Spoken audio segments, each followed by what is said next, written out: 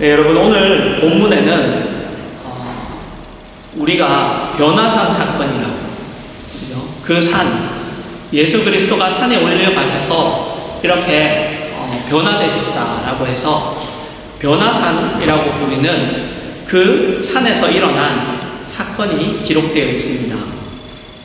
예수님이 12 제자들 중 베드로와 요한과 그리고 야고보를 데리고 기도하시려고 산에 올라가십니다. 예수님이 기도하시는 중에 그 용모가 변화되고 그리고 입으신 옷이 하얗게 되어서 정말로 더 이상 하얗게 될 수 없을 만큼 그렇게 하얗게 되어서 광채가 납니다. 그것은 예수님이 얼마나 영광스러운 분이신가 하는 것을 나타내는 그러한 장면이죠. 그리고 모세와 엘리야가 나타나서 예수님과 함께 대화를 나누고 예수님의 죽음을 말합니다. 그리고 그때 졸고 있다. 네. 처음부터 졸았는지 아니면 기도하다가 졸았는지 알 수는 없습니다. 그런데 어쨌든 그 예수님이 변화되고 그리고 모세와 엘리야가 나타나서 예수님과 이야기를 나누고 그리고 예수님의 죽음을 이야기할 때 그때까지도 졸고 있던 그 제자들이 깨어나서 이제 그 모습을 보게 되죠. 예수님이 모세와 엘리야와 함께 영광 중에 계신 그 모습을 이렇게 보게 되고 베드로가 예수님에게 예수님과 모세와 엘리야를 위하여 초막셋을 지어서 예수님 집도 짓고 모세 집도 짓고 엘리야 집도 지어서 그래서 여기서 살자고, 그렇죠? 그래서 그렇게 이야기합니다. 그리고 나서 이제 구름이 그들을 덮고 구름 속에서 이는 나의 아들 곧 택함 받은 자니 너희는 그의 말을 들으라 하는 그런 소리가 나죠. 여러분, 그것은 최종 권위, 그 최종 권위는 예수님에게만 있고, 그러니까 예수님이 최종 권위자시고 아무리 신앙이 대단한 다른 누구도 모세라 할지라도 엘리야라 할지라도 예수님과 대등할 수 없다, 그러한 것을 말합니다. 여러분, 오늘 본문 바로 앞에 우리가 지난 시간에 살펴봤던 말씀 속에서 예수님은 자신의 고난과 죽음을 제자들에게 이야기하시죠. 그 고난과 죽음은 우리가 잘 아는 대로 예수님이 힘이 없으셨기 때문에 일어난 그러한 것이 아닙니다. 그리고 예수님이 하시려는 그 일을 실패하셨기 때문에 일어난 일도 아닙니다. 예수님은 영광스러운 분이죠. 능력과 권세와 지위를 가지신 분입니다. 그러나 그 고난과 죽음을 기꺼이 스스로 짊어지십니다. 그것이 우리가 가지고 있는 기독교 신앙의 초점이 늘 하나님에게 있는 이유입니다. 고린도후서 4장 5절에서 6절을 제가 읽겠습니다. 우리는 우리를 전파하는 것이 아니라 오직 그리스도 예수의 주되신 것과 또 예수를 위하여 우리가 너희의 종된 것을 전파하노라. 어두운 데에 빛이 비치라 말씀하셨던 그 하나님께서 예수 그리스도의 얼굴에 있는 하나님의 영광을 아는 빛을 우리 마음에 비추셨느니라.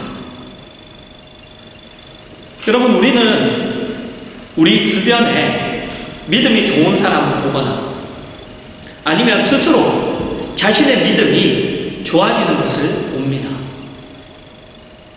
그때 우리는 믿음이 좋은 사람이나 아니면 자기 자신의 무슨 열심, 헌신, 열정, 의지, 이해, 순종에 주목하죠. 그렇죠? 그러나 그런 것보다 우리가 주목해야 하는 것이 있습니다. 그것은 하나님이죠. 하나님. 하나님은 도대체 어떤 분이시기에 저 사람 또는 나를 항복시키시고 나를 이렇게 만드십니까? 여러분, 예를 들면 전에도 말씀드렸지만 여러분, 아브라함에게 있어서 가장 대단한 사건이 뭘까요? 우리가 기억하는 이삭을 바치는 사건이죠. 그죠? 우리는 그 아브라함이 이삭을 바치는 그것을 보고 우리가 주목하는 것은 뭐예요?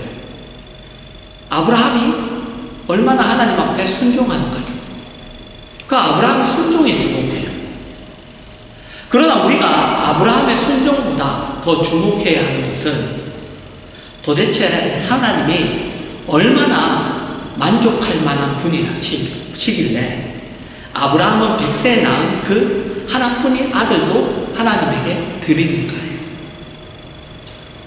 하나님은 얼마나 아브라함에게 만족스러운 분이셨길래 하나님은 얼마나 아브라함에게 그렇게 대단한 분이시고 놀라운 분이시고 영광스러운 분이시고 그렇길래 그렇게 그가 아브라함이 그렇게 할 수 있었는가라는 거예요.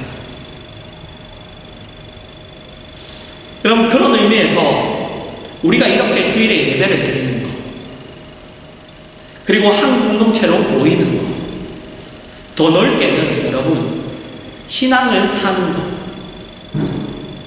그것은 하나님이 얼마나 만족할 만한 분인가, 하나님이 얼마나 항복할 만한 분인가에 대한 증언인 거예요. 그렇죠?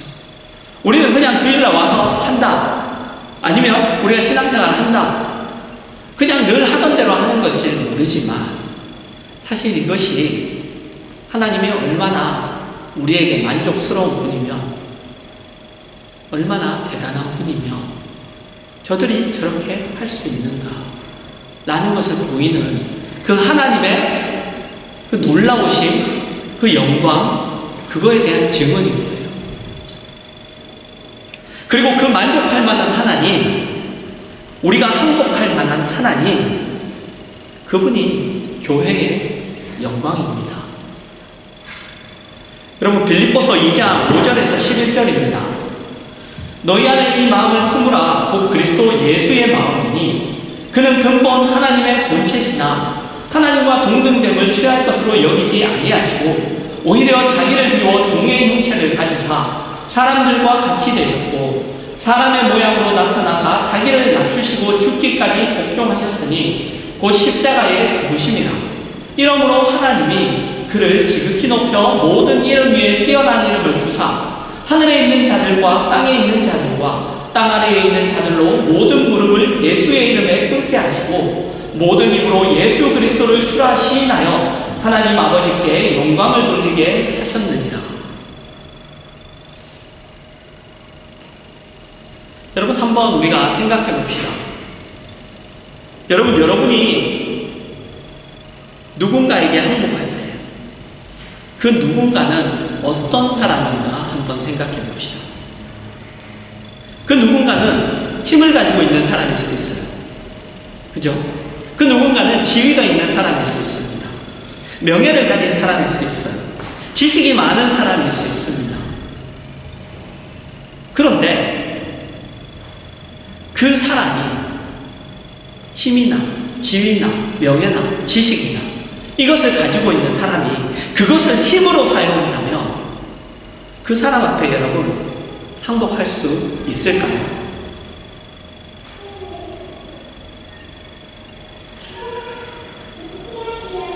우리는 쉽게 우리가 그렇게 할 수 있다고 생각합니다.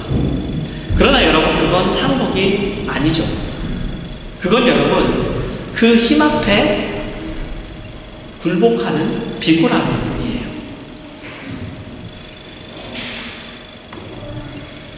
여러분, 우리가 진정으로 항복하는 자는 힘이나 지식, 지위를 가지고 명예, 어떤 것이든 좋습니다. 그것을 가지고 있음에도 불구하고 자신을 낮추어 자신에게 다가와 우리에게 다가와 나를 위하여 나를 대접하는 자, 그 사람 앞에 우리는 항복하는 거죠. 여러분, 예수님은 하나님이십니다. 그런데 우리를 위하여 우리의 현실, 우리의 어떤 현실? 죄인된 고통과 비극의 그 현실에 찾아오십니다.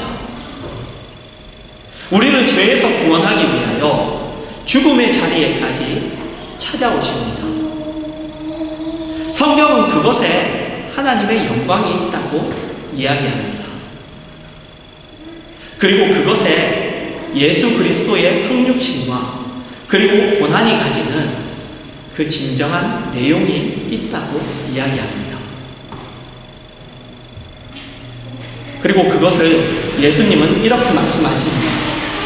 요한복음 17장 18절에서 23절입니다. 아버지께서 나를 세상에 보내신 것 같이 나도 그들을 세상에 보내었고 또 그들을 위하여 내가 나를 거룩하게 하니 이는 그들도 진리로 거룩함을 얻게 하려 함입니다.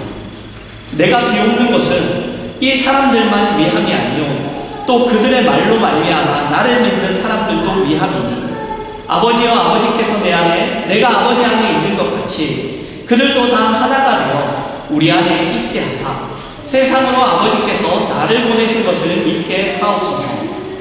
내게 주신 영광을 내가 그들에게 주었사오니 이는 우리가 하나된 것 같이 그들도 하나가 되게 하려 함입니다. 곧 내가 그들 안에 있고 아버지께서 내 안에 계시어 그들로 온전함을 이루어 하나가 되게 하려 함은 아버지께서 나를 보내신 것과 또 나를 사랑하신 같이 그들도 사랑하신 것을 세상으로 알게 하려 함이로소이다. 여러분, 하나님이 예수님을 보내셨죠. 하나님의 영광과 그리고 그 권세와 사랑과 신실하심이라는 그러한 모습으로 우리를 찾아왔습니다. 그리고 그 예수님의 성육신으로 하나님의 어떠하심이 증거되었습니다. 그죠? 하나님은 누구신가?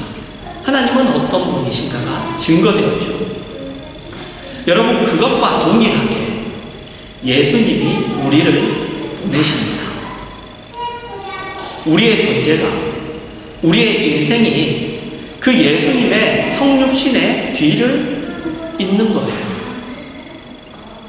그것은 여러분, 우리의 존재와 우리의 인생이 예수님의 성육신의 뒤를 잇는 그 하나님의 어떠하심을 증거하는 하나님의 보내심이라는 말입니다. 우리의 존재가 하나님의 보내심이며 우리의 인생이 하나님의 보내심입니다. 여러분, 그것이 예수님이 하나님에게서 받은 영광이고 우리의 영광입니다. 무슨 말이냐면 여러분, 우리는 예수님이 오신 것과 같은 인생으로 보냄을 받습니다.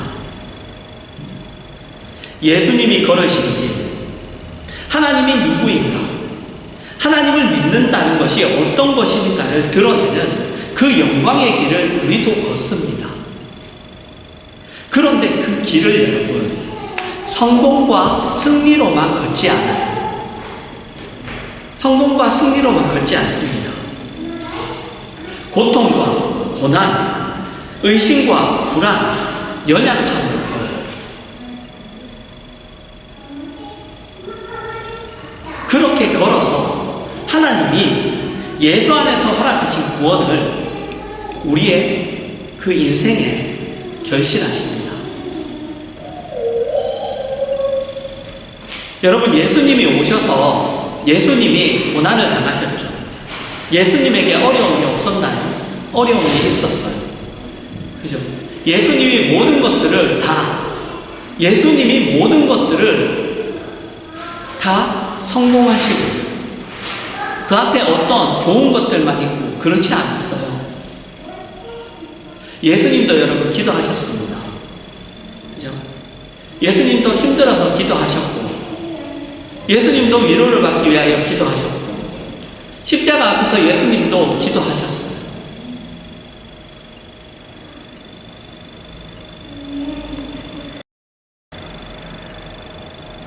여러분, 우리도 마찬가지입니다. 예수님도 그 앞에 어려움과 그리고 힘듦이 항상 있었어요. 근데 우리도 마찬가지죠. 우리도 우리의 삶의 어려움과 우리의 실패, 우리의 한숨, 우리의 눈물, 이런 것들이 있습니다. 그런데 그것이 여러분, 그것이 있으면은 영광된 길을 걷지 않는 건가요? 아니에요. 그것이 있음에도 불구하고 영광된 길을 우리는 걷고 있다고요. 여러분이 성공해야 하나님이 영광을 받으시고 내가 사는 길이 영광된 길인 게 아니에요. 우리는 이미 영광된 길을 걷고 있어요. 이미 영광된 길을 걷고 있다고요. 하나님이 우리의 인생에 일어나는 우리의 실패마저도 모든 것들을 다 묶어서 하나님이 결국은 이루세요. 하나님이 결국은 이루세요. 그런 것들이 우리의 영광된 길을 방해할 수 없습니다. 예수 그리스도가 오늘 본문에서 받으신 변화산에서 나타나신 그 영광된 모습이나 예수 그리스도가 고난을 받으시고 십자가에 죽으신 그 모습이나 이 두 가지가 다 영광된 같은 영광이에요. 우리가 볼 때는 이거는 예수 그리스도가 하얗게 변하시고, 그렇죠? 광채가 나시고 그것만 영광이라고 생각하고 싶지만 그렇지 않습니다. 이 두 가지가 다 영광이에요. 우리의 삶도 마찬가지예요. 우리의 삶에 있었던 우리가 자라야만, 우리가 커야만, 우리가 성공해야만,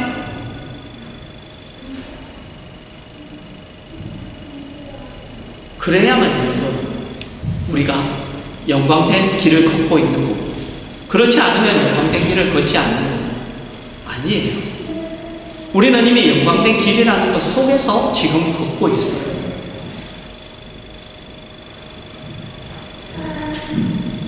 여러분, 우리가 예수를 믿어서 가지고 싶고 증거하고 싶은 여러 권세들, 여러 소원들, 승리, 능력, 그런 것들과 똑같이 우리가 받는 고난, 실패, 우리의 연약함, 우리의 한계, 그리고 우리의 눈물, 한숨, 똑같이 여러분 하나님의 영광된 사역인 것입니다.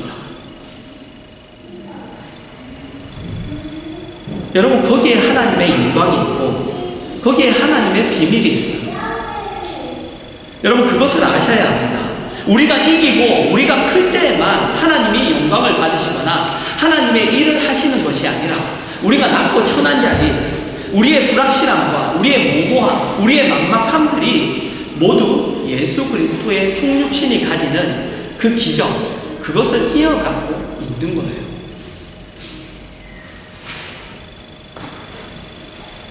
여러분, 그래서 사도 바울은 이런 이야기를 합니다. 디모데전서 1장 12절에서 16절입니다. 나를 능하게 하신 그리스도 예수 우리 주께 내가 감사함은 나를 충성되이 여겨 내게 직분을 맡기시니 내가 전에는 비방자요 박해자요 폭행자였으나 도리어 긍휼을 입은 것은 내가 믿지 아니할 때에 알지 못하고 행하였습니다.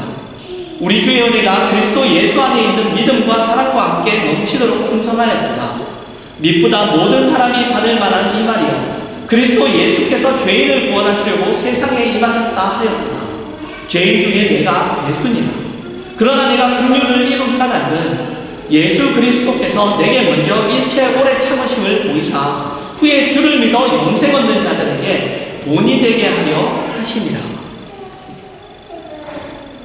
여러분, 사도 바울은 자기의 사도라는 그 직분, 자기가 사도가 된 것에 대한 이해를 이렇게 이야기하고 있는 거예요.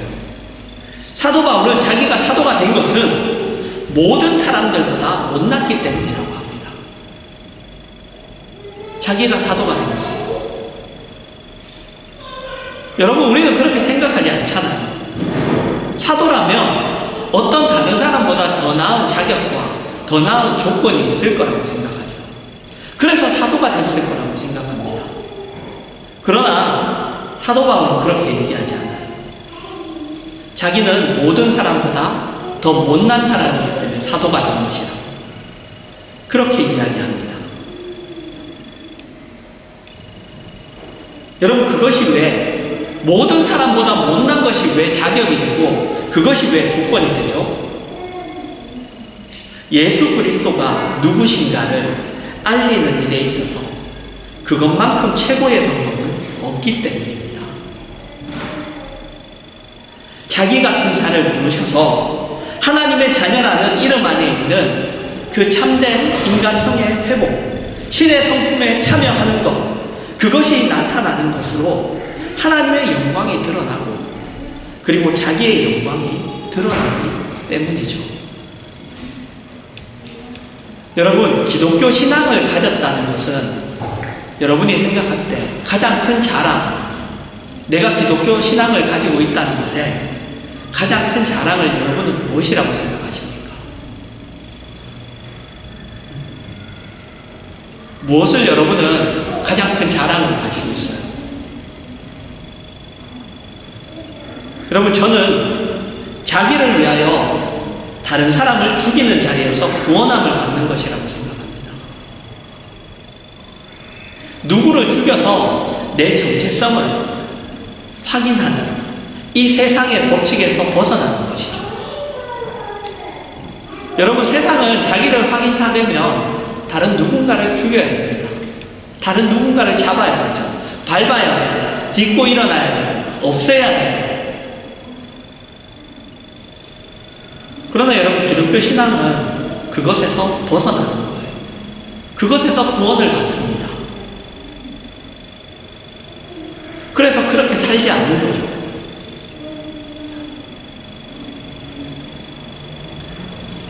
여러분, 그것이 하나님의 영광이고 예수 그리스도의 영광이고 우리의 영광입니다.